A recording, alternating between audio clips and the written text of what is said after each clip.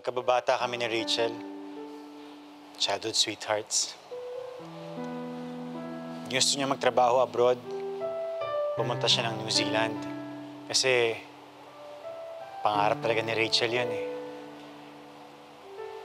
Kaya lang, talaga palang mahirap yung magkalayo. Kaya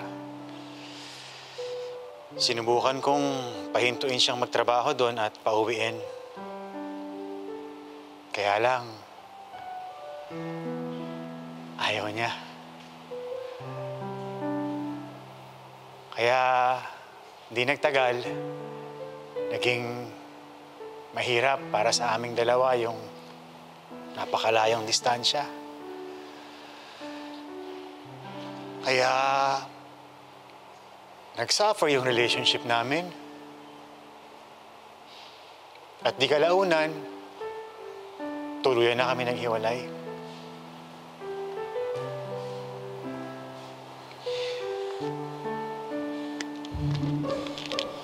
Okay ka lang?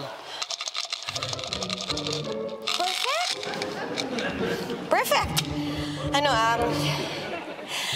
magsi-CR lang ako?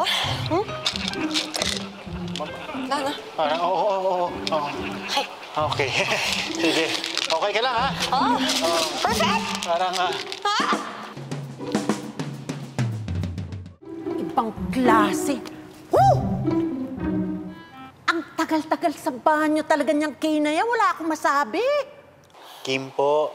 Ay, oo nga. Kim. Hindi kasi kwento ko na yung tungkol kay Zach, sa kay Rachel. Kaya siguro ho, ninanamnam pa niya. Konting time pa, Nay. Lalabas din yan. Oo, pabayaan niyo muna si Kimi. Alam niyo, noong August 2017, na-depress din yan. Nag-break kasi sila ng boyfriend niya. May anak din yun, kuya. Parang ikaw. Yun, sobrang nalungkot si Kimi, girl.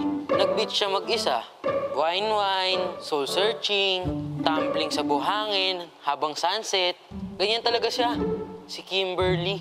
Uy, Kimberly, nakakahiya ka. Feeling close ka dyan. Kaya siguro na-stress yung tao kasi ang creepy-creepy mo. Ganun ba? Ako, kakausapin ko na muna.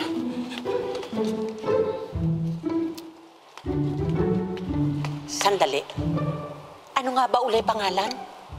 Kim!